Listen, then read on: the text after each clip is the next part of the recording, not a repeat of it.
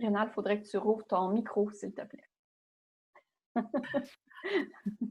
C'est- Alors donc, bonjour tout le monde, j'espère que vous allez bien. Vous êtes plus de 330 personnes qui sont présentement en ligne avec nous pour cette conférence Zoom qui est dédiée davantage aux entraîneurs. Expérience de vie que j'ai déjà eu à faire au début de ma carrière aquatique, là, justement en natation sportive. Vous savez, je suis ici pour vous introduire, dans le fond, le sujet que notre mission à la Société de sauvetage n'a jamais pris autant son ampleur cette année.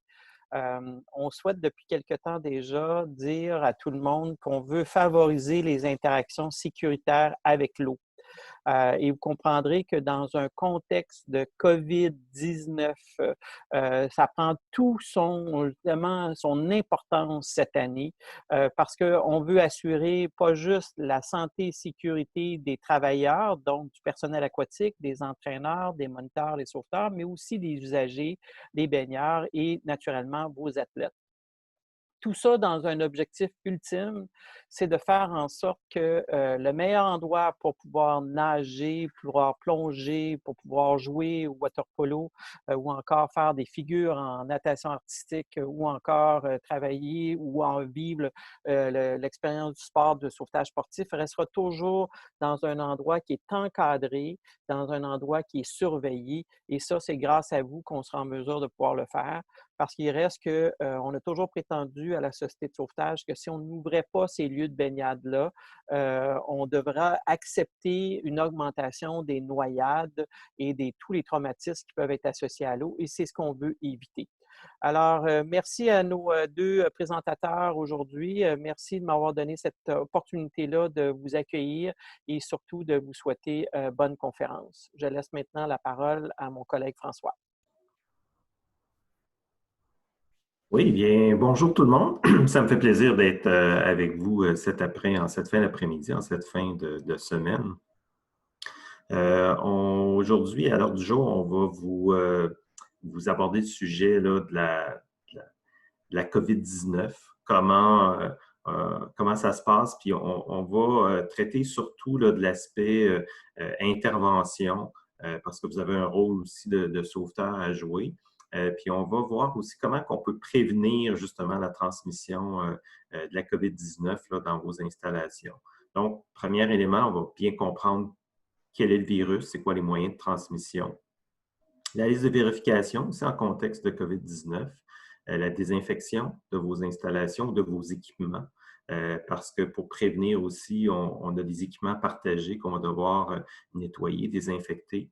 Les premiers soins, et la réanimation. Il y a des particularités pour s'assurer de la sécurité là, des travailleurs.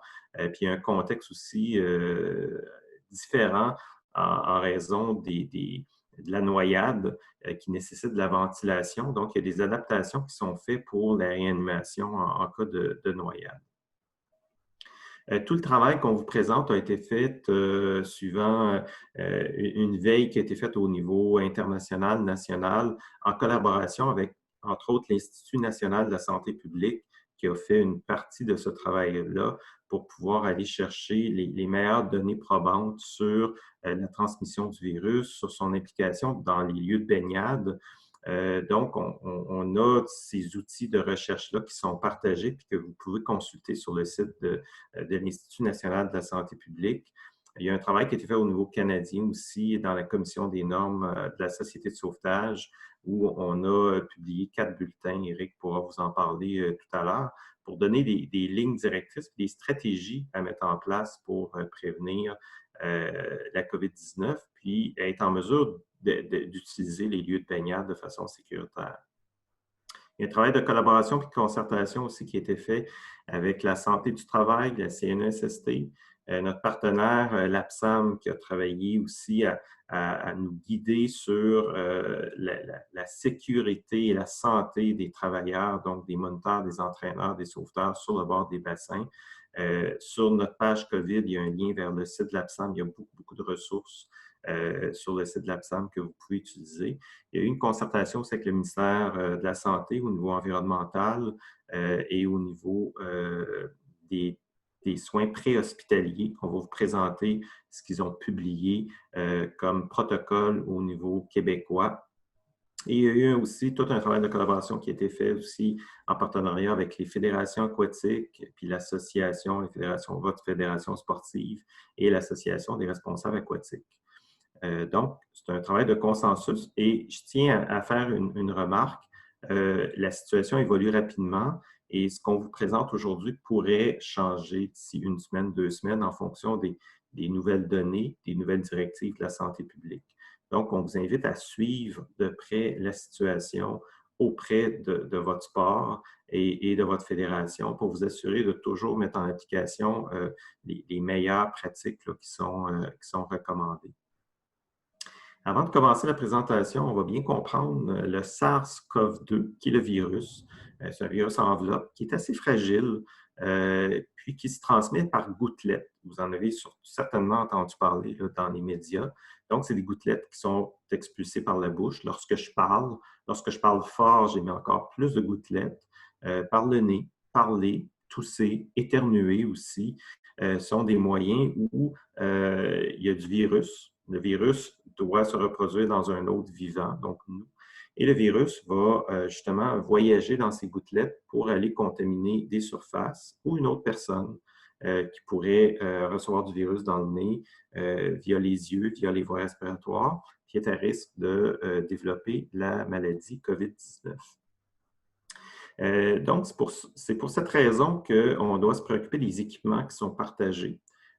Éventuellement, si vous avez un de vos athlètes qui est contaminé ou un entraîneur dans votre équipe, bien, il pourrait propager en toussant, en parlant, des gouttelettes avec du virus sur lequel les autres usagers pourraient toucher des surfaces communes et se contaminer.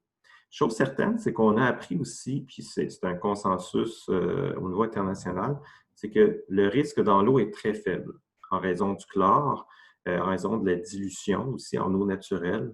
Donc, il n'y a pas d'inquiétude particulière à y avoir sur la transmission dans l'eau de piscine et sur les objets qui sont présents dans l'eau de la piscine. On parle beaucoup du couvre-visage, du masque, mais le masque sert justement à faire en sorte de protéger les autres, de faire en sorte que nos gouttelettes sont maintenues pour la majorité au niveau de notre masque. Donc, on réduit le risque de propager des gouttelettes dans l'environnement qui pourraient contaminer les autres personnes qui nous entourent. Et la mesure du 2 mètres est là justement parce qu'au-delà de 2 mètres, le risque est très, très faible qu'une personne puisse émettre des gouttelettes, soit en parlant, en toussant ou en éternuant. Donc, on protège justement, on se protège entre nous pour éviter la propagation de la maladie. Donc, on sait que dans les lieux de baignade, il n'y a pas de problème. On peut recommander aussi comme mesure de prévention, puis la douche n'est pas une mesure de prévention particulière au COVID-19. Mais pour tenir une eau propre, on prend notre douche. Puis ça, c'est une question qui revient souvent. Est-ce que je dois prendre absolument une douche? Oui, dans une situation normale, mais la méthode qui permet de prévenir la propagation du virus, ça demeure le lavage des mains avec du savon, une vingtaine de secondes, ou lorsqu'on est en milieu naturel et on n'a pas accès à de l'eau et du savon, d'avoir un gel hydroalcoolique ou une solution désinfectante. Donc, il faut s'assurer que dans vos installations aquatiques, le niveau de chlore respecte les normes, pH respecte les normes. S'il y a des situations qui requièrent une fermeture comme un accident vomitif, on fait exactement les mêmes procédures. Donc, je vous invite à suivre les données du registre. Puis on s'assure à ce moment-là qu'il y a peu de risques de transmission de la COVID dans notre milieu, à l'intérieur de notre équipe. Donc, le risque principal demeure la proximité des baigneurs dans une installation aquatique. Je vais céder la parole à Éric. Peut-être qu'il y a des questions qu'on doit se partager. On va prendre une pause pour des questions à Guylaine. Sinon, Éric pourra enchaîner. Pour l'instant, ça va. C'est des questions plus logistiques au niveau des numéros de membres et au niveau de qui suit quel webinaire. Là. Donc, on peut poursuivre.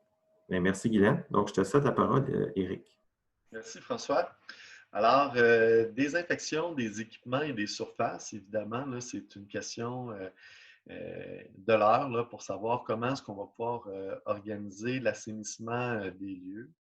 Euh, on parlait là tantôt comment est-ce que le virus peut être transmis, comment est-ce qu'il peut se propager. La transmission par surface n'est pas notre principal risque de transmission. C'est vraiment au niveau de la proximité, comme François l'expliquait précédemment, d'où l'importance de maintenir une distanciation. Mais il y a quand même des risques de transmission au niveau des surfaces qui sont fréquemment touchées, qui peuvent être touchées par plusieurs employés ou clients ou en lien avec des équipements qui pourraient être partagés ou utilisés par plusieurs individus. Donc, dans un contexte aquatique, là, plus particulièrement, à quoi il faut penser? Il y a les équipements de sauvetage et d'intervention, donc les bouées, bouées de tube, bouées de sauvetage. Il y a les stations de surveillance aussi quand les individus vont monter et descendre, qui vont devoir là, être nettoyés, désinfectés de façon plus fréquente. Ça veut dire quoi? Ça dépend vraiment de l'achalandage, ça dépend des utilisations. La CNESST recommande une désinfection des surfaces aux 2 à 4 heures, dépendamment de l'achalandage et du nombre de personnes qui peuvent être en contact avec ces surfaces-là. Quand on est dans un contexte où c'est l'équipement qui est utilisé principalement par le personnel seulement, donc, ça va être après chaque utilisation, après chaque prêt. Donc, si on pense à des outils ou à du matériel d'enseignement qui serait partagé. Ce qu'il faut retenir, c'est que la COVID, c'est un virus qui va survivre de façon très limitée dans le temps quand il n'est pas dans un autre. Donc, quand il n'est pas sur un être humain dans le corps, donc sur une surface qui est inerte. Il y a plusieurs études là, qui indiquent que le temps est assez limité. On parle d'environ 3 heures que le virus va pouvoir survivre. Par contre, dans d'autres contextes là, qui est plus favorable pour le virus, des études peuvent présenter là, une survie du virus jusqu'à environ 1 semaine. Donc, c'est pour ça que c'est important là, quand même de se préoccuper de la désinfection des surfaces et de faire attention lorsqu'on a du matériel qui est prêté ou utilisé par plus qu'un individu. La plupart des désinfectants sont en mesure de neutraliser la COVID. Euh, Ce qui est surtout important de faire, c'est de l'utiliser de façon adéquate, donc de respecter les règles de sécurité, mais aussi les règles de contact. Alors, la plupart des produits, là, on va nous indiquer est-ce qu'il doit être en contact avec la surface durant 1 minute, durant 10 minutes, durant 20 minutes. Donc, il y a un temps d'action à respecter et ça, c'est très important de le suivre. Évidemment, un produit qui nécessite un temps d'action d'une dizaine de minutes, s'il est appliqué et c'est rincé immédiatement après, bon, on n'aura pas pu avoir l'effet de nettoyage, de désinfection de la surface qui était recherché. Donc ça, c'est un élément, je vous dirais, qui est important à vérifier. Aussi de valider que vous utilisez des produits désinfectants, nettoyants, qui sont compatibles avec les produits que vous voulez nettoyer. Si vous voulez nettoyer des équipements de sauvetage ou d'équipements d'entraînement, bien évidemment, on ne veut pas dégrader les surfaces, donc on veut s'assurer qu'ils soient compatibles et donc de respecter la posologie. Des fois, trop n'est pas toujours mieux. Alors, c'est important là, de ne pas utiliser, exemple, du chlore pur, mais de le diluer de façon appropriée. On va en parler un petit peu plus tard comment ça peut fonctionner. Donc, respecter les temps de contact et s'assurer là, de nettoyer les surfaces et les équipements qui sont prêtés, c'est à retenir. Suivant.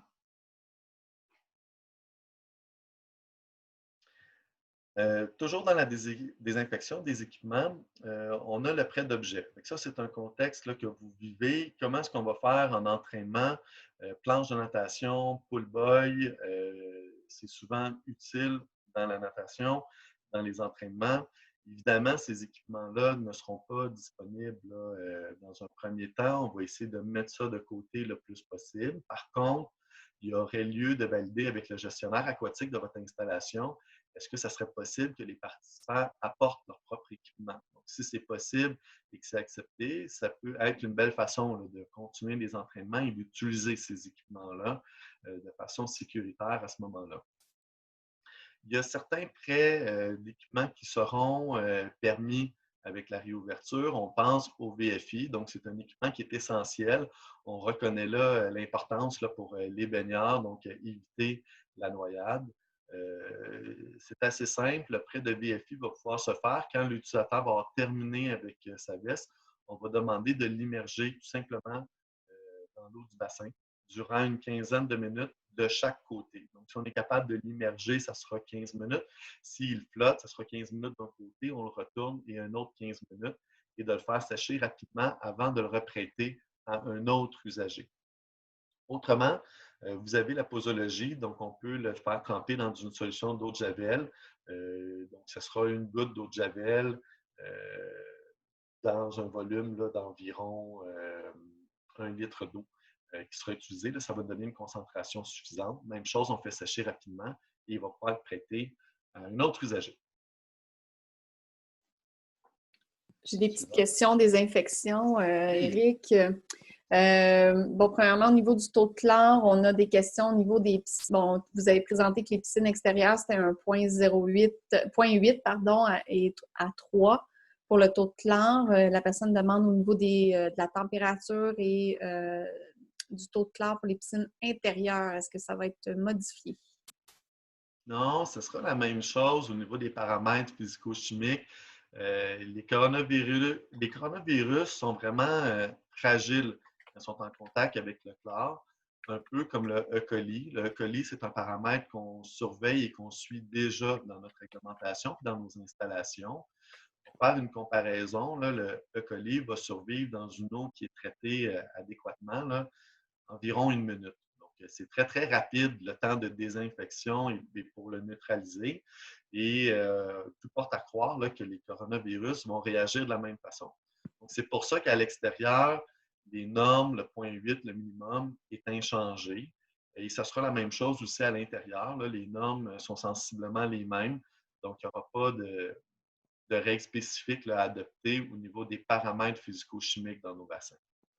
Parfait. Puis au niveau de la désinfection du matériel là, des nageurs, là, comme les ballons, j'imagine que ça doit être quelqu'un de water polo là, qui parle des ballons, qui va être lancé d'une personne à l'autre. Comment on va gérer ça?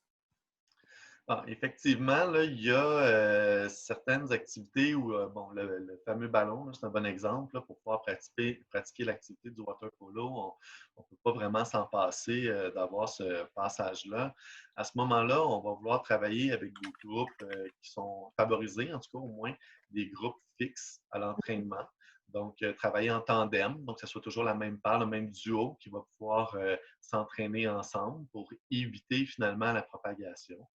À la suite d'un entraînement, ça peut être la même chose. Donc, si c'est de l'équipement, par exemple, le ballon qui appartient au club, comme la veste, on va pouvoir le laisser tremper avant la prochaine utilisation. Sinon, on peut utiliser les produits désinfectants qui sont déjà disponibles dans l'installation aquatique.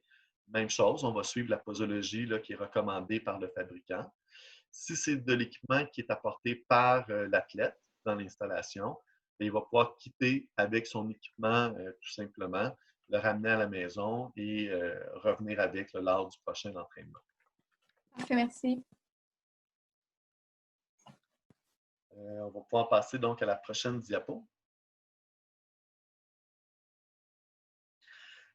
Important là, de faire la mention dans les prochaines diapositives, on va vous présenter plusieurs éléments, plusieurs stratégies. Certaines sont des obligations, d'autres sont des stratégies. Donc, obligation, stratégie, évidemment, ça n'a pas la même force, ça n'a pas le même impact. Il y a des obligations donc, qui sont imposées par la santé publique. C'est important de les suivre à la lettre. Il y a des stratégies, donc ça, c'est plutôt des moyens, des méthodes qu'on vous conseille pour essayer de vous aider à mettre en place vos entraînements, vos programmes, la surveillance des installations. Et évidemment, bien, ils peuvent faire l'objet de toutes sortes d'adaptations par la suite là, par vous et votre équipe. Donc, je vais essayer de le mentionner et d'être clair là, quand c'est une obligation ou une stratégie qui vous est proposée. On vous présentait en début de présentation le travail que la Commission nationale des normes de sécurité a fait. La Commission nationale des normes de sécurité, c'est une commission qui est gérée par la Société de sauvetage et dont des représentants de chacune des provinces siègent dessus. Donc, on a des experts de chaque province qui se regroupent et qui travaillent ensemble pour pouvoir émettre des standards, des bulletins d'information et des lignes directrices. Donc, cette commission-là existait avant la pandémie. Et vous pouvez retrouver là, sur le site Internet qui est affiché sur la diapositive là, tout le contenu qui est produit par la commission. Plus spécifiquement, on a une section qui a été créée il y a quelques semaines, spécifique à la COVID-19, et vous retrouvez dans cette section-là des informations spécifiques à la situation actuelle. Donc, on aborde dans ces thèmes-là les éléments en lien avec les premiers secours et la réanimation. Donc, on a des conseils spécifiques à ça. Il y a d'autres éléments où on aborde en profondeur là, les aspects de nettoyage, de décontamination, de gestion de la qualité de l'eau. Nous avons aussi des bulletins d'information qui traitent la réouverture, donc la relance de nos installations, que ce soit des piscines, des pataugeoires, des parcs aquatiques, des plages. On aborde les différents aspects et des recommandations là, qui sont destinées à la formation du personnel, tant la formation pour devenir sauveteur, la formation en cours d'emploi et les requalifications. Donc, beaucoup de contenu qui est disponible en ligne que vous pouvez consulter pour aller chercher de l'information supplémentaire. L'objectif de ces bulletins d'information-là, finalement, c'est de minimiser les risques durant les interventions, parce que des interventions, malheureusement, il y en aura, donc il faut qu'on soit prêt à intervenir. On adresse aussi toute la notion des équipements de protection individuelle. On va en reparler spécifiquement dans la présentation aujourd'hui et des directives, là, comme je disais, pour la formation. Durant les entraînements, à quoi vous devez penser plus spécifiquement avec vos athlètes? Premièrement, c'est d'encourager les athlètes à porter le couvre-visage lors de leur déplacement quand ils se présentent dans l'installation. Évidemment, le couvre-visage, je vais le dire tout de suite, c'est le dernier point, ne doit jamais être porté dans l'eau. On peut avoir un couvre-visage, un masque, quand on se déplace, qu'on arrive à l'installation, mais aussitôt qu'on s'apprête à entrer dans l'eau, le couvre-visage est à proscrire. C'est évidemment dangereux qu'il y ait une obstruction des voies respiratoires. Donc, dans l'eau, c'est à ne pas faire. Même chose pour l'entraîneur, peut avoir aussi un couvre-visage. Le couvre-visage, à quel moment doit être porté? Il doit être porté dès qu'on va être à proximité d'un autre individu. Alors, si on est capable de maintenir la distanciation, le 2 mètres, ça, c'est l'idéal. Et à ce moment-là, on n'a pas besoin de porter le couvre-visage. Si on est en circulation et qu'on est souvent à proximité de d'autres individus, l'entraîneur est souvent à proximité de ses athlètes pour faire des rétroactions. À ce moment-là, le couvre-visage va être de mise pour pouvoir éviter la transmission. Autrement, c'est d'adopter des nouvelles attitudes, donc de garder une distance. Faire attention parce qu'on sait, sur le bord du bassin, on a tendance à parler fort. Quand on parle fort, bien, on a peut-être plus de projection, plus de postillon. Donc, ça aussi, c'est important de garder une distance avec les athlètes et les autres entraîneurs pour éviter la transmission. C'est important aussi d'éviter de toucher au masque. On n'est pas habitué avec le masque. Souvent, c'est dérangeant. On voit les gens qui travaillent en ce moment, qui portent le masque. Souvent, ils touchent et ils l'ajustent. C'est vraiment à proscrire. Évidemment, si moi, j'ai la COVID et que je ne le sais pas, je porte le masque, je contamine mon masque. Si constamment j'y touche, je contamine mes doigts, je contamine mes mains et après ça, tout ce que je vais toucher va être contaminé. Donc, ça vient un petit peu à l'encontre de l'objectif du masque. C'est important de le porter, d'éviter d'y retoucher. Donc, vous l'avez peut-être vu, là, il y a toutes sortes d'images qui sont disponibles aussi. On le manipule par des élastiques et on se lave toujours les mains avant et après la manipulation du masque. De ce fait, on évite de se toucher le visage et surtout les yeux pour éviter de se contaminer et que ce soit une voie de transmission. Il y a des masques qui sont jetables à utilisation unique et il y a les masques qui peuvent être réutilisables, donc nettoyables après chaque utilisation. On peut les nettoyer à l'eau chaude et au savon ou à la machine à laver, là, selon les prescriptions. Il n'y a pas de technique spéciale. Pas besoin non plus de le faire tremper dans une solution d'eau de javel pour le désinfecter. Là, ce n'est pas nécessaire. Donc, on maintient la distanciation. C'est la meilleure technique. Quand ce n'est pas possible, on porte le couvre-visage.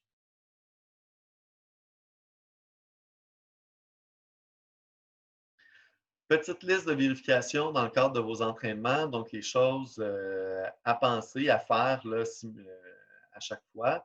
Donc, premièrement, vous assurez que vos participants, vos athlètes ont été informés sur les mesures de prévention que vous avez mises en place pour diminuer et contrôler là, les risques associés à la transmission de la COVID.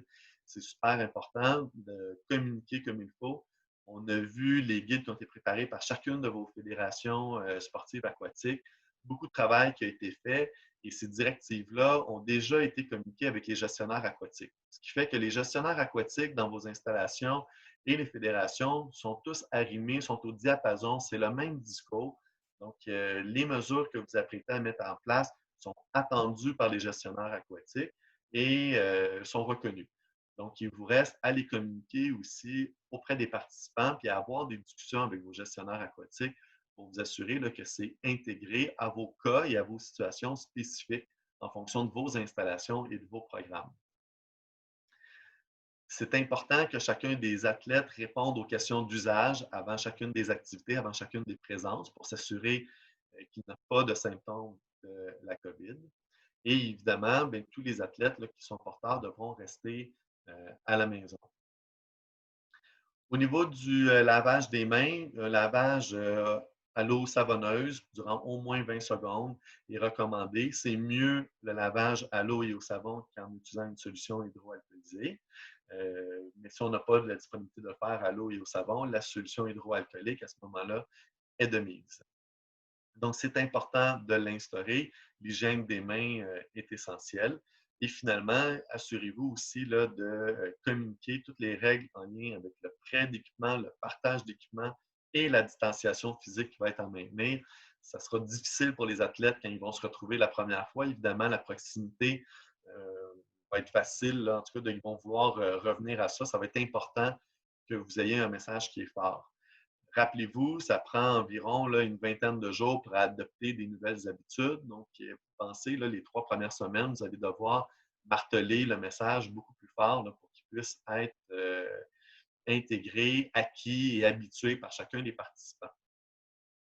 Vérifiez aussi auprès de vos fédérations. Certaines fédérations exigent qu'une liste de présence soit faite qui va permettre de retracer qui était présent et qui a été en contact avec quel athlète si jamais il devait avoir une éclosion dans un milieu. Donc ça, c'est propre à vos fédérations. Il faut vous valider avec eux. Il y a aussi les formulaires de consentement.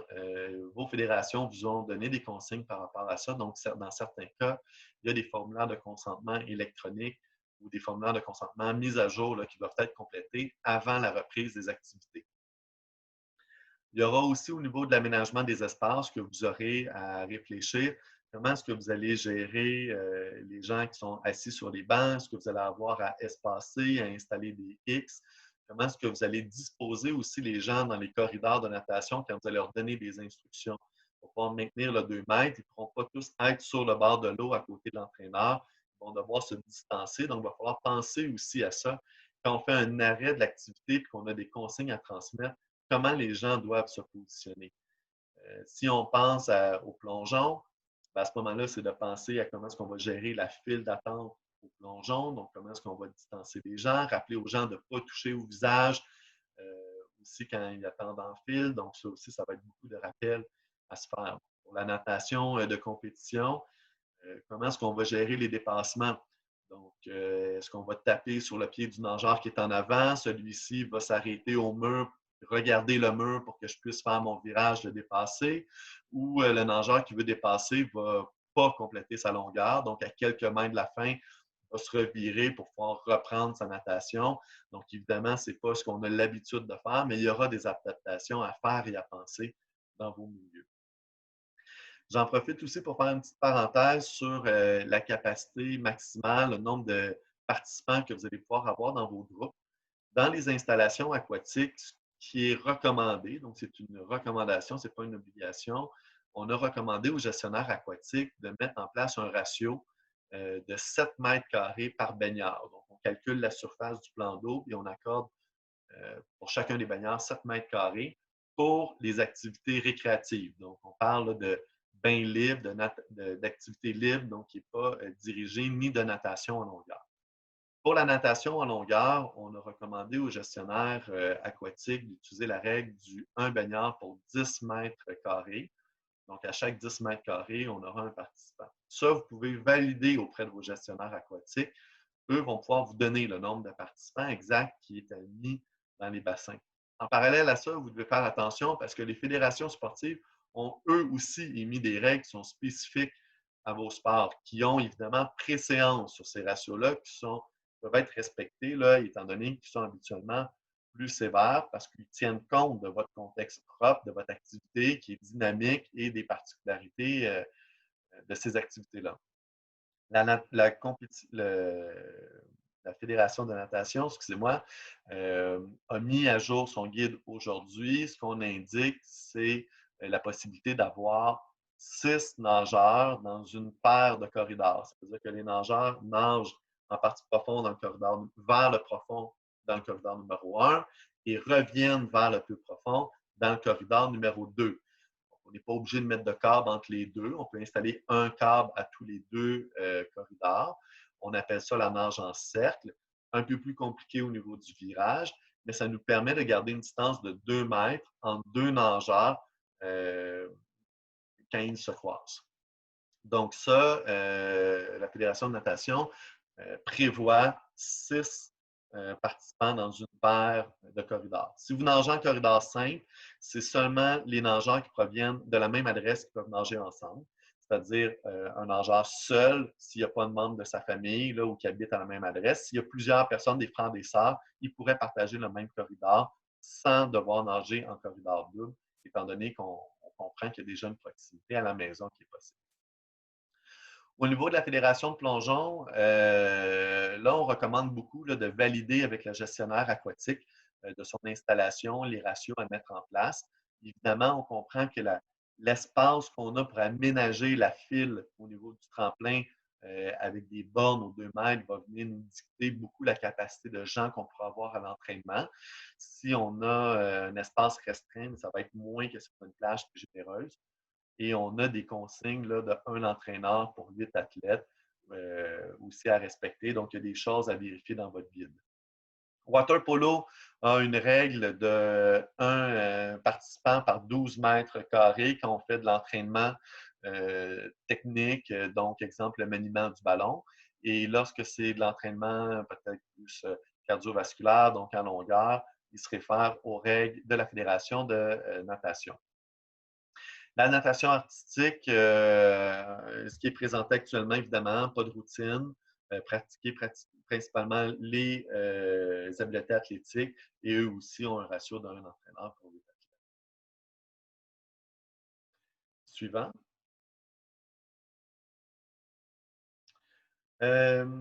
Oui, donc, c'est quoi les questions de vérification à poser aux athlètes, aux moniteurs, aux entraîneurs? Donc, avez-vous un de ces symptômes? Vous avez une liste ou 2 symptômes parmi les suivants? Donc, il y a une petite différence. Alors, la liste de gauche, aussitôt que vous avez un de ces symptômes-là, la personne devrait être retirée du milieu et ne pas se présenter à l'entraînement. Tandis que dans la liste de droite, ben, on cherche à avoir un minimum de 2 de ces symptômes-là. Donc, douleur musculaire, maux de tête, fatigue intense, perte importante de l'appétit, maux de gorge et diarrhée. S'il y a 2 de ces symptômes-là, à ce moment-là, la personne devrait considérer à se retirer du milieu et aller se faire tester rapidement. Donc, contacter là, le numéro de la ligne d'information pour pouvoir avoir un test et valider là, quelle est sa situation. Voilà. Et finalement, une dernière liste de vérification. Vous assurez que les mesures de distanciation physique sont en place, autant entre les moniteurs qu'entre les athlètes. Assurez-vous aussi de répéter les règles qui concernent le partage d'équipements et d'objets avec vos athlètes. C'est à éviter là, autant que possible. Et de valider aussi qui sera responsable de faire la désinfection. On en a parlé tantôt. Est-ce que c'est l'entraîneur qui doit faire la désinfection? Est-ce que c'est le gestionnaire aquatique avec son équipe d'entretien qui va voir à la désinfection? Est-ce que c'est chaque athlète après qui a utilisé un équipement à la fin d'entraînement, donc l'équipement qui n'a pas été partagé durant l'entraînement qui est responsable d'en faire la désinfection? Ça, vous allez devoir le coordonner et le valider dans vos milieux. Les autres éléments, on a fait le tour déjà, ça a déjà été dit.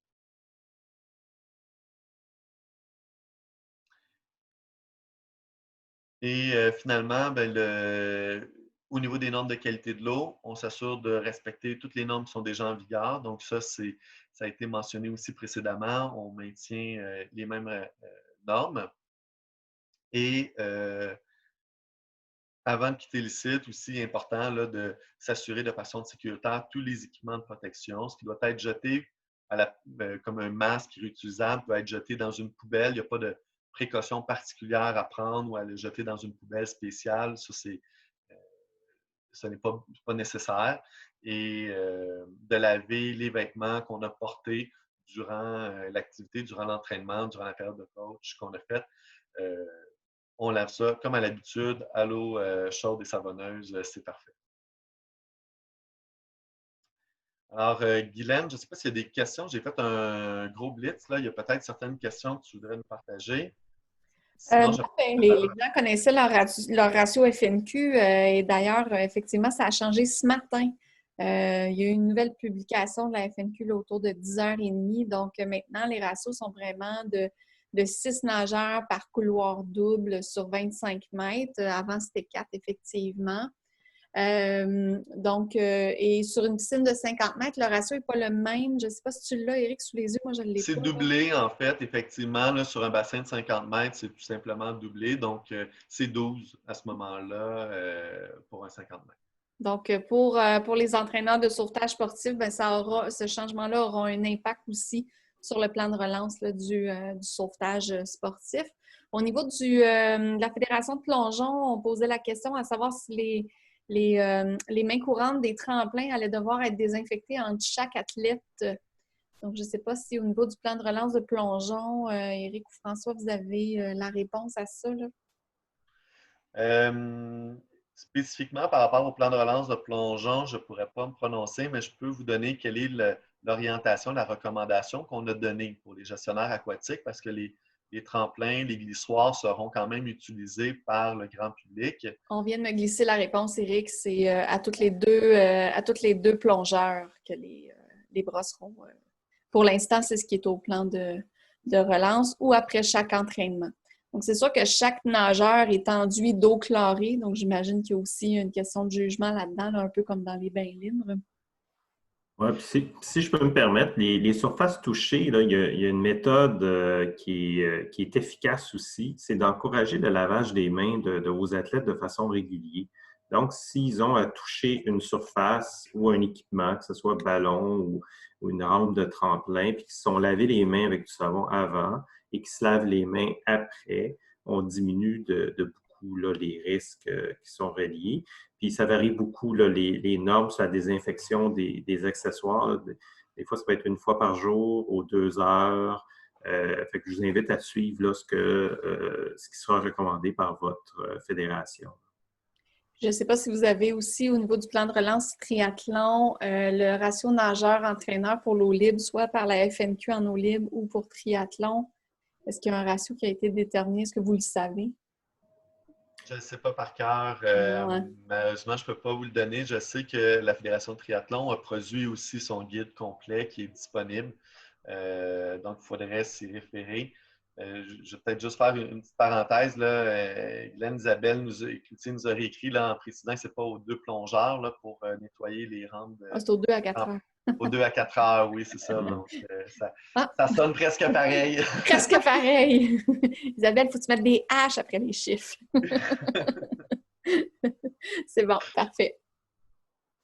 Les filtres antivirales, on va y venir, hein, les masques de poche. Vous allez l'aborder? Parfait. Excellent. Donc, je laisse la parole à François pour la suite. Oui, merci, Eric. Je vais aborder la partie sauveteur en vous pour la prochaine partie.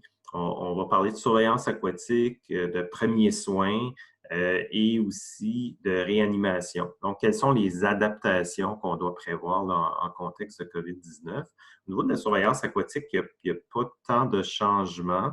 Quand vous allez surveiller votre groupe, vous allez animer votre groupe. Ce qu'on suggère, c'est de maintenir une distance justement de 2 mètres. En cas où on n'est pas capable de maintenir cette distance-là, on recommande un masque de procédure pour pouvoir vous protéger les athlètes. Donc, si vos interventions se font toujours à 2 mètres, à ce moment-là, vous vous protégez des autres et vous protégez vos athlètes. Donc, c'est un des éléments à tenir en compte. Toujours laver vos mains de façon régulière. Je pense qu'on doit encourager le lavage des mains à l'intérieur de nos activités. Dans la trousse de premiers soins, il y aura des adaptations particulières. On va avoir besoin d'équipements particuliers. On a mis, donc, dans une trousse de premiers soins, ce qui est recommandé, c'est une fiche qui a été publiée par la CNESST et l'Institut national de santé publique. Donc, du gel hydroalcoolique, un masque de poche avec filtre, je vais y revenir, une protection oculaire, ça peut être des lunettes de protection. Les lunettes soleil ne sont pas une protection oculaire. Donc, c'est une lunette de protection ou une visière et un masque de procédure et des gants. On peut avoir aussi une blouse, mais c'est optionnel. Si vous avez à intervenir auprès d'une personne blessée, vous n'avez pas de blouse, vous pouvez aller vous changer par la suite puis prendre une douche. Puis, s'il y a une intervention de sauvetage, idéalement, c'est d'utiliser une aide de sauvetage pour garder une distance de 2 mètres. Mais bien évidemment, si on a besoin d'intervenir de façon plus proche, bien, on y va dans l'eau. Puis, à l'extérieur de l'eau, je vais y revenir tantôt, on recommande de porter des équipements de protection appropriés. Donc, pour les premiers secours, toute intervention, et j'ai la référence en bas, sur la fiche de l'Institut national de la santé publique. Donc, on doit assurer sa sécurité en tout temps. Aussi, la sécurité des personnes qu'on a à secourir. Donc, distance minimale de 2 mètres si c'est possible. Pouvoir donner des autosoins ou pouvoir encourager les membres d'une même famille, d'un même milieu familial à être proches, puis à se donner les soins. Si on doit intervenir de façon rapprochée, à ce moment-là, c'est le masque de procédure, les lunettes de protection, les gants, puis une jaquette qui est optionnelle pour pouvoir donner les soins. On encourage aussi la victime à porter un masque de procédure. Donc, si il y a une personne qui est blessée, puis je fais une précision, si la victime le tolère, parce qu'elle a des difficultés respiratoires, c'est ce qui compte en premier, c'est la priorité.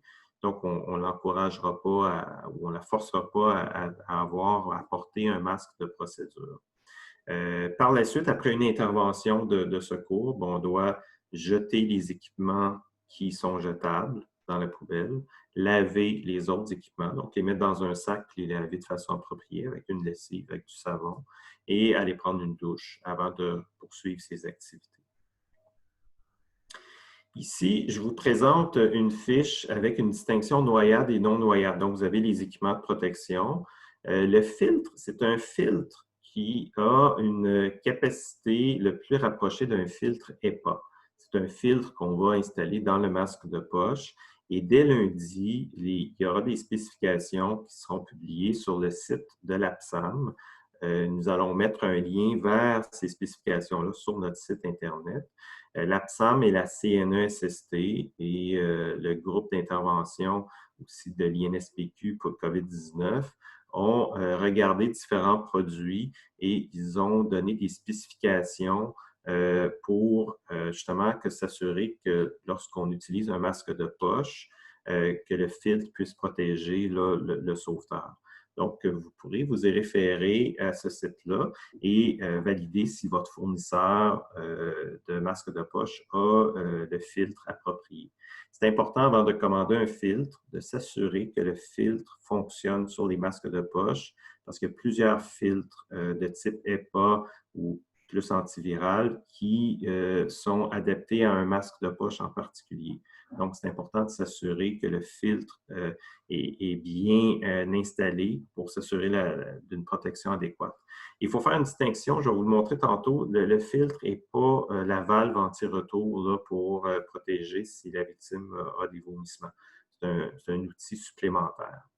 Donc, en ayant tous ces équipements de protection-là, sur la fiche du national, et ça, c'est une question qui revient souvent, pourquoi pas le ballon masque? Les discussions qu'on a eues avec le ballon masque, c'est que l'utilisation du ballon masque demande une formation et demande un entraînement régulier. Sans entraînement régulier et formation, il peut y avoir des risques à utiliser un ballon masque de façon efficace. Donc, ce sont l'une des recommandations l'utilisation du ballon masque, mais ça s'adresse beaucoup aux professionnels de la santé qui vont être en mesure, les professionnels dans les soins préhospitaliers, qui sont en mesure de donner des ventilations dans les cas de noyade. Vous regardez la distinction ici entre noyade et pas noyade. Noyade, on doit ventiler. Ça améliore les chances, le pronostic de la victime. Donc, c'est très important de pouvoir ventiler. L'autre désavantage du masque de poche, c'est qu'il doit être absolument utilisé à 2 personnes. Et on sait que dans la plupart des installations, parfois, l'entraîneur pourrait être tout seul ou un sauveteur aussi pourrait travailler seul. Donc, ça prend absolument 2 personnes bien formées à l'utiliser pour pouvoir l'utiliser de façon efficace. Ce qu'on préconise à la Société de sauvetage, c'est l'utilisation d'un masque de poche avec un filtre antiviral. À 2 sauveteurs, il y a un sauveteur qui maintient l'étanchéité pendant qu'un autre sauveteur fait le massage cardiaque. Je vais vous montrer des images un petit peu plus loin. À un sauveteur, on s'assure qu'il y a une courroie qui va maintenir l'étanchéité. Le principe, c'est que le masque de poche, en créant une étanchéité puis en le mettant étanche, lorsque la victime va expirer, on va réduire les risques d'aérosol autour de la personne. Ce qu'il faut retenir aussi, c'est que le risque de noyade en milieu surveillé est très, très faible. Donc, on parle de moins de 1% par année. Et le risque que la personne qui s'est noyée est porteur de la COVID est encore faible. Donc, le risque est très, très faible dans le cas qu'une victime de noyade soit porteuse aussi de la COVID. C'est important, ça a été noté dans la fiche de la direction des soins préhospitaliers sous le protocole qui propose justement aux Québécois là, pour réanimer les personnes de noyade. Un troisième élément, c'est que s'il y a des personnes de la famille proche, bien, ils pourraient ventiler parce qu'ils risquent d'être contaminés. C'est sûr, ce n'est pas la situation la plus idéale. Lorsque c'est une victime qui n'est pas noyée, pour une personne adulte, on va couvrir le visage et on va effectuer seulement le massage cardiaque, donc massage cardiaque avec main seulement et le défibrillateur. Pour ce qui est d'un enfant, on recommande d'utiliser un masque de poche avec filtre. La plupart du temps, c'est un problème, un arrêt, un problème ventilatoire qui va causer l'arrêt cardiaque. Donc, on a besoin d'oxygéner l'enfant pour augmenter les chances de survie. On regarde ici dans l'image de gauche un sauveteur. On maintient dans le fond l'étanchéité. On a mis une courroie, la courroie verte, pour tenter que le masque soit plus étanche. On voit à l'intérieur, sous le nez, là, il y a un filtre. C'est le filtre qui permet d'être protégé, un filtre qui ressemble aux performances du filtre EPA. Puis on a la valve anti-retour sur le dessus du masque. Certains masques n'ont pas de branchement à oxygénothérapie. Ça peut être une option intéressante, là, mais je sais que ce n'est pas tous les masques qui ont cette option-là. À 2 sauveteurs, il y a un sauveteur qui va maintenir dans l'image de droite l'étanchéité du masque pendant que son collègue effectue le massage cardiaque. Donc, en maintenant l'étanchéité, on réduit les risques d'aérosolisation durant le massage cardiaque. Ce qui sera recommandé aussi, c'est que lorsqu'il y aura une intervention, la personne qui effectuera l'intervention soit sous surveillance pour les symptômes. Elle pourra continuer ses activités, mais si elle développe des symptômes, le moindrement, on va lui recommander de consulter son médecin ou de passer un test de la COVID. Donc, un petit rappel sur le lavage des mains. Moi, je vous encourage pour vos athlètes à aller chercher des affiches qui sont disponibles pour encourager, puis favoriser, puis faire la promotion du lavage des mains avec le savon 20 secondes.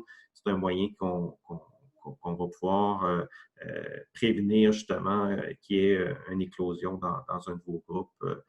Donc, s'assurer que tous les baigneurs sont en santé. Il y a des affiches qui existent aussi, comment enfiler ou retirer des équipements de protection comme le masque de procédure. S'il y a des questions sur un masque de procédure, quelles sont les spécifications, comment je dois choisir un masque de procédure. Encore là, sur notre site Internet, on a un lien vers le site de l'APSAM et ils ont toutes les spécifications et les normes sur les masques de procédure. Il y a différentes normes qui existent au niveau international. Donc, il y a des approbations, par exemple, par la FDA. Donc, on vous invite à consulter, si vous n'êtes pas sûr que votre masque correspond aux standards, d'aller vérifier sur la page Équipement de protection individuelle de l'APSAM, sur la page COVID-19, pour avoir les informations appropriées. Ici, j'ai des affiches aussi pour les secouristes, comment mettre les EPI. C'est très important aussi comment les retirer. Parce que lorsqu'on les retire, on pourrait se contaminer. Donc, il y a des protocoles, des manières de le faire. Il existe des vidéos pour retirer les VFI de façon sécuritaire et des affiches. Donc, on vous invite à les tapisser là, dans vos installations pour pouvoir vous y référer là, au besoin. Si vous avez des questions relatives à la COVID-19, relatives à l'intervention en sauvetage, en premier secours, on vous invite à suivre notre page COVID-19. On s'engage à la Société de sauvetage parce que la situation va très vite. Donc, les normes peuvent changer selon les informations, les dernières informations scientifiques. Donc, on vous invite à suivre en temps réel les différentes informations qui sont sur notre site Internet. Pour ceux d'entre vous qui sont sauveteurs et qui vont devoir faire leur qualification aussi de sauveteur, toutes les méthodes de sauvetage ont été adaptées et validées par le groupe SAT, là, le groupe de santé au travail de l'INSPQ. Donc, les épreuves et la façon de travailler, ce que je vous ai présenté les grandes lignes, seront adaptées durant la requalification sauveteur national pour intervenir auprès des victimes là, de façon sécuritaire. Ces protocoles-là sont disponibles aussi là, via notre site Internet. C'est un défi parce que les informations changent rapidement en contexte de COVID. Il faut s'adapter. Donc, on vous invite à nous suivre. J'ai mis quelques liens ici pour ceux qui souhaitent en savoir plus sur la présentation. Un lien sur le site de la chaîne de survie d'urgence santé avec le protocole noyade et non-noyade. Pour la prolongation des brevets, on a un lien sur le site de la Régie du bâtiment. L'Institut national de santé publique sur la prévention secouriste en milieu de travail, les équipements de protection et l'intervention auprès d'une personne blessée. L'Institut national, on a référé aussi à la fiche lieu de baignade où on parle des équipements en piscine. Il y avait plusieurs questions sur les équipements de natation, de ballon, comment les désinfecter. Les informations y sont disponibles. On a des liens aussi sur les produits. Il y a des produits qui sont approuvés par Santé Canada pour la désinfection relative au COVID. Donc, on peut aller s'y référer si on n'est pas sûr que le produit désinfectant est un produit qui est approprié dans la situation. Spécification aussi sur le site de l'APSAM pour les travailleurs. Donc, vous êtes aussi un travailleur en tant qu'entraîneur. Vous avez peut-être des assistants aussi qui travaillent avec vous. Vous travaillez dans un groupe où vous êtes aussi peut-être responsable d'un club. Donc, toutes les informations pour protéger vos travailleurs et les informer sont situées là, sur le site de l'APSAM. Donc, ce qu'il faut retenir, lavage des mains fréquent. On pratique l'étiquette respiratoire, le port du masque. Donc, on empêche les gouttelettes d'être propagées dans notre environnement. On se tient à distance. On porte les équipements de protection si on doit faire des interventions. Puis des fois, c'est requis à l'intérieur d'une distance de 2 mètres. On désinfecte régulièrement les surfaces et les objets qui sont surtout les surfaces communes, les surfaces donc plusieurs plusieurs de vos athlètes ou vous-même à les toucher. Donc, les surfaces communes, on y porte une attention particulière. On vérifie aussi avec l'employeur ou si vous êtes employeur de rendre les équipements de protection requis disponibles. Puis, je vous invite à vous tenir informé là, sur la situation parce que la situation change. Je vous invite à vous référer auprès de vos fédérations qui seront en mesure là, de vous donner la meilleure information qui est disponible à l'heure du jour. Donc, c'est un avertissement ici pour vous indiquer que ce qu'on vous a présenté aujourd'hui, c'est en date d'aujourd'hui, de ce qu'on connaît, puis il pourrait y avoir des changements. Et bien important, les directives de la santé publique provinciale ou les directives de la santé publique régionale doivent primer sur toute autre directive. Donc, c'est important de suivre les orientations qu'on nous donne. Nous, au niveau, entre autres à la Société de sauvetage, on s'assure que nos protocoles soient conformes aux exigences de la santé publique. Donc, je vous invite à s'assurer, dans le fond, que vous respectiez tout ce qui est recommandé pour justement assurer un milieu sain et sécuritaire là, pour vos athlètes. Donc, on est déjà rendu à la fin. Peut-être qu'il y a des questions supplémentaires, là, donc on est disponible pour y répondre. Il y avait, François, au niveau de l'intervention, des gens qui se questionnaient, bon, s'il y a un cas de colonne, une blessure à la colonne vertébrale, comment on va garder la distanciation? Donc, je sais pas si, C'est sûr que s'il y a une blessure à la colonne, il y a des épreuves critiques. Et ça, on en avait discuté avec la santé publique. Il y a des éléments critiques au sauvetage. Puis il faut distinguer l'entraînement et les situations réelles. Donc, en entraînement, on va tenter de substituer, par exemple, avec des mannequins pour se pratiquer. Mais lorsqu'il y a des situations réelles et qu'on est dans l'eau, on tente de maintenir une distanciation, mais je suis d'accord avec vous, victime blessée à la colonne, il y a un moment où on va être près de la victime. Et il ne faut pas perdre de vue que si vous avez un nageur qui est blessé, qui a une blessure grave, il faut traiter cette blessure-là avant tout. On peut se préoccuper aussi de la COVID, mais il faut s'assurer qu'on puisse traiter notre nageur. Donc, dans ce cas-ci, l'intervention à proximité est nécessaire. Lorsqu'on va sortir de l'eau, par exemple, on va recommander à ce moment-là de s'assécher et de porter un masque de procédure et d'enfiler un masque de procédure à la victime si elle le tolère. Mais dans l'eau, on en convient que l'intervention sera faite, on espère à distance, mais il y a des interventions qui va devoir y avoir des contacts, là, et c'est correct de cette façon. il n'y a pas d'autres questions, François, pour le moment. Donc, s'il n'y a pas d'autres questions, on va conclure le tout. Merci de votre présence. Aussi, juste des petits rappels, là, il y aura une attestation qui vous sera envoyée par courriel d'ici demain matin pour confirmer que vous avez été présent au webinaire.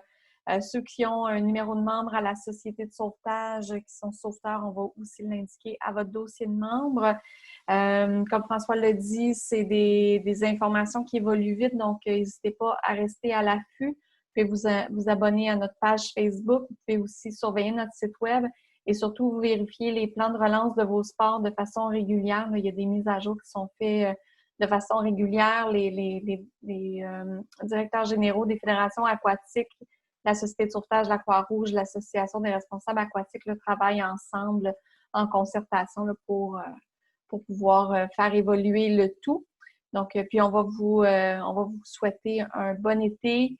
Et on va vous souhaiter un retour à l'entraînement, surtout dans des règles et dans des mesures qui seront un peu exceptionnelles pour le moment, mais on vous souhaite un retour à la normale le plus rapidement possible. Donc, je ne sais pas si M. Atkins ou les autres, vous vouliez ajouter quelque chose? Bien, je vais vous souhaiter aussi à tout le monde un bel été. Il y a peut-être encore quelques questions que je vous invite à revenir sur notre site parce qu'on va toutes les publier, les questions et les réponses auxquelles tant les sauveteurs que les moniteurs, que vous les entraîneurs, sur cette notion-là d'auto-premier soin qu'on va demander aux usagers, aux enfants, aux athlètes de pouvoir mettre en place. Alors, donc, suivez-nous. Et n'ayez pas peur de reposer ces questions-là auprès de chacune de vos fédérations respectives. C'est peut-être le meilleur conseil que je peux vous donner. Puis rappelez-vous ce que le docteur Arruda a dit dès le début de la pandémie. Ce que j'ai dit hier peut être différent d'aujourd'hui et il sera certainement différent à partir de demain. Alors, donc, ça change d'heure en heure, là, et l'exemple du ratio de ce matin est un bel exemple. Puis on espère que ça va évoluer dans le bon sens. Alors, bon retour normal à vos activités, c'est ce qu'on souhaite le plus à tout le monde.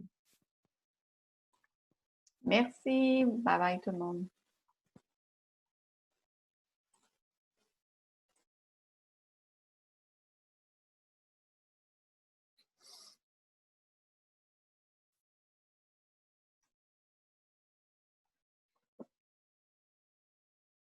On n'entend pas les bibi. Moi, je suis encore en enregistrement, Guylaine. Oui.